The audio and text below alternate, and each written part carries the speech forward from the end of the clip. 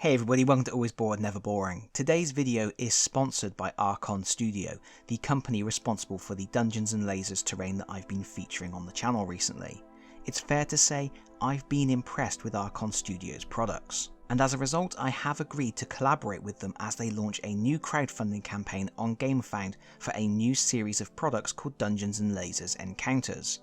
The crowdfunding campaign went live today, June the 14th, 2022. You can find a link to it in the video description below, and in this video I'm going to briefly tell you a bit more about it and also give you a sneak peek at some of the new products. Dungeons and Lasers Encounters comprises 3 new box terrain sets intended to give you everything you need to quickly and easily set up a variety of different encounters for your role-playing adventure games. Need a treacherous swamp where your heroes can pick up the poisoned condition Miyazaki style? Or perhaps an Elven Wood where you can lament how your party's wizard fell to a Balrog of Morgoth? Encounters has you covered. Each set includes a mix of terrain elements, all produced in hard plastic, and while you can use them as is, it's possible to make them look good with just a few simple painting techniques, some examples of which I'll be showing you in a moment. The first terrain set is the Elven Wood, comprising hills, trees and enough scatter terrain to build a small camp for when your heroes need to take a break after running away from all those owlbears. The second set is the Swamp of Doom, comprising some diseased looking trees, land masses, some walkways to help your heroes keep their best shoes dry, some suitably thematic scatter terrain and even a nice boat. The third set, my particular favourite, is the Land of Giants, a selection of really interesting ruins and shattered statues. Evocative stuff for an ancient land steeped in mystery. Of course you will need some beasties to populate your new encounters, so the 4th product Archon Studio are creating through this campaign is the Creature Pack. 32 models, including spiders, witches, werewolves, a majestic white stag and a towering wyvern. There are 4 pledge levels to choose from, ranging from €99 to €399. I'm not going to go through them all in detail here because you can just click that link in my video description below and check them out for yourself. But do note, everybody who backs at one of those 4 levels gains access to any stretch goals as well as a huge Tarrasque miniature. Add-ons are also available, including products from previous Archon Studio crowdfunded campaigns, and the estimated shipping date for pledges is June 2023. The last crowdfunding campaign from Archon Studio, Dungeons and Lasers Woodhaven, had a delivery date of August 2022, and they have already started fulfillment for that particular project, so hopefully they will be able to replicate that standard here. Incidentally, I do have in my possession a number of products from the Woodhaven campaign, and I'll be taking a closer look at them in another video, but for now I wanted to show you something totally new. These are samples from the new Elven Woods terrain pack. As you can see, I have 2 frames that are exactly the same, and if you back for the Elven Woods pack, it will include 2 frames like this, giving you plenty of hilly terrain for your heroes to explore. Unfortunately, I don't have a sample of the trees to show you, but what I have here is a decent indication of the quality of the work Archon Studio does. So let's take a closer look, and then we'll get to the fun bit, painting this stuff. Here we are taking a close look at one of these frames. As I mentioned before, this is hard plastic, so they do come on these frames. You will need side cutters to remove them, but there's not really any assembly here, you just get different scenic elements on the frame. And there's a few interesting things about these hills. First of all, the ones that are the same shape do stack on top of each other, which is going to make storage a little bit easier. Secondly, you will notice that there are flat areas on the hills, and those are designed so that you can place your miniatures without them being lopsided and without any risk of them tipping over. And that's a really useful quality of life feature with scenic elements like this. You don't want your miniatures toppling over in the middle of a heated battle. But also, if you look really carefully, you will see that each of the hills is divided up into zones. There is a grid built into the design. You can see here we have 5 zones at the bottom of this hill element and then another 3 above. And that means these hills are going to be good whether you use a grid to measure your movement or whether you use a tape measure. I think that's a really neat little feature to have that grid built in without ruining the aesthetics of the hills. So let's snip one of these hills out of the frame. I have my trusty side cutters here. You can see where they are connected to the frame. You just have to get in there, find the narrow point, place the flat of your clippers against the miniature and then cut. Work your way around the element carefully. snipping all of the connectors, and once you've done that, these hills are pretty much ready to use. But you will have some little rough nubs where you clipped them out of the frames, and you can remove those either using a modelling knife or a mould line remover, whichever is more convenient for you. But once you have cleaned up those connecting points, you could use the hills exactly as they are here, but of course they are going to look much nicer with some paint on.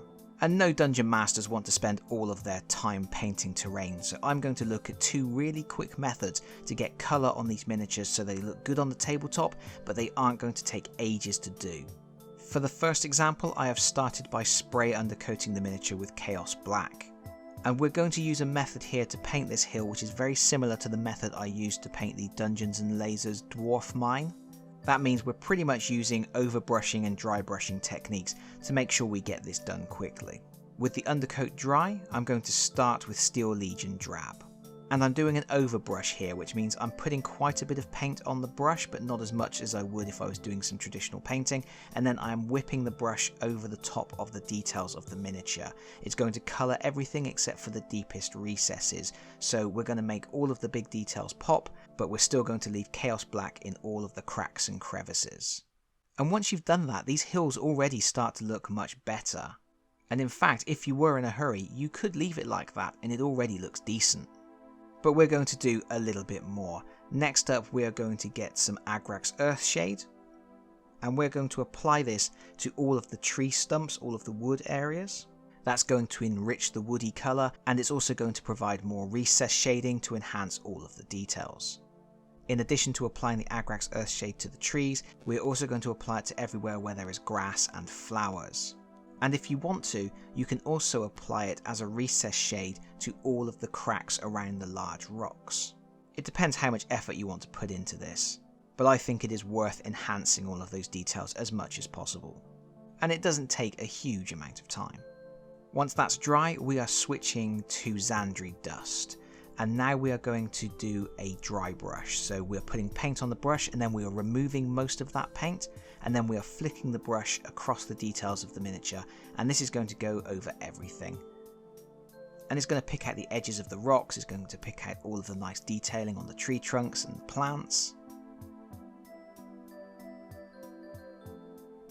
And you can see that by applying these layers of overbrushing and dry brushing, we are really enhancing all of the details on this miniature. And of course I am using a big brush here. When you have large scenic elements, you don't want to use a small brush, it's going to take ages. We are trying to be as quick as we can here, a big brush is the way to go. Next I'm switching to Screaming Skull, and now I am using a smaller dry brush because I'm doing a more targeted dry brush here, just over the stones. We are avoiding all of the grass, all of the plants, all of the tree stumps. Next we need two different coloured greens. We need a dark green and a light green. I'm using some old green skin paint I have here from Army Painter, and I'm doing an overbrush over all of the vegetation. So there's some little creeper vines, there are some leaves, there are some flowers. All of that will get an overbrush of this darker green. And then when that's dry, we're going to switch to a lighter green. In this case I'm using Goblin Green, and we're doing another overbrush again, a slightly more targeted overbrush, so we are picking out the most raised details of the vegetation just to make those details pop a little bit more. Then I'm switching to Screamer Pink, and we're finally going to do a proper bit of painting. I'm just going to pick out all of the petals of the flowers among this vegetation. And you don't have to be too fussy here, just pick out the ones that you can see, or the most obvious ones. And then when that's dry, we can switch to Pink Horror, and we can do a little targeted overbrush over those flowers to pick out some more highlights. Again, not being too fussy, just trying to avoid the stone areas and the grass areas. And with that done, your hill is finished, and that really didn't take a long time at all, and you can see it looks pretty nice. It's not a complicated process, and you have quite a nice realistic looking hill. Our second option is to go for something that looks more cartoony, something more vibrant. If you play a whimsical game like Burrows and Badgers, this might be a better option. We are using Army Painter Speedpaints. We have spray undercoated with Army Painter Matte White, and then we are using the Purple Hive Dweller to pick out all of the little flowers.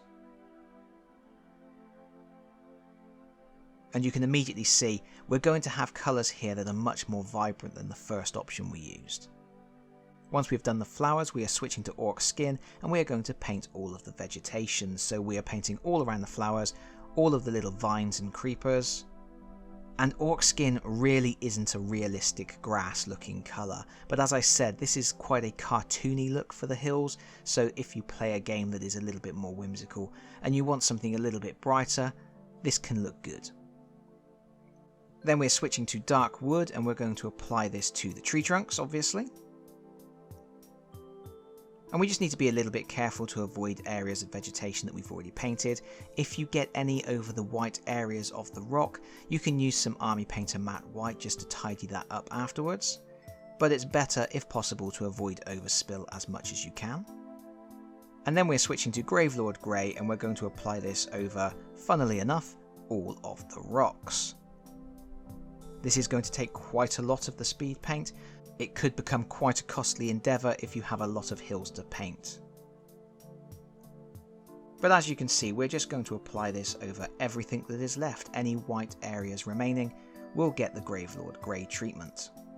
And when we are done, this is what we have, our two different hills. We have one on the left, which I think looks quite realistic, one on the right, which has a slightly more cartoony vibe to it, but I think they both look decent, and they both took very little time to do, and that's the important thing here.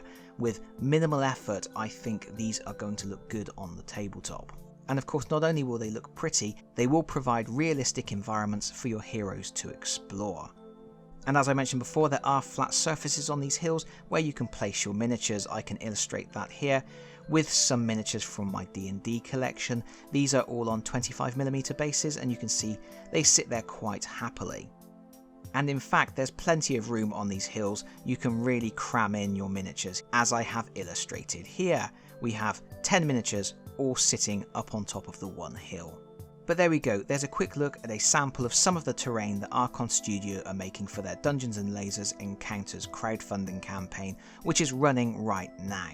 I hope you found this interesting. Do please consider clicking the link in the video description below to check out the campaign for yourself, but that's it from me for now. Thank you so much for watching. If you've enjoyed the video, please consider pressing the like button. If you really enjoyed the video, please consider subscribing if you don't already do so, and hopefully I will see you all again very soon. Bye bye everyone, bye bye.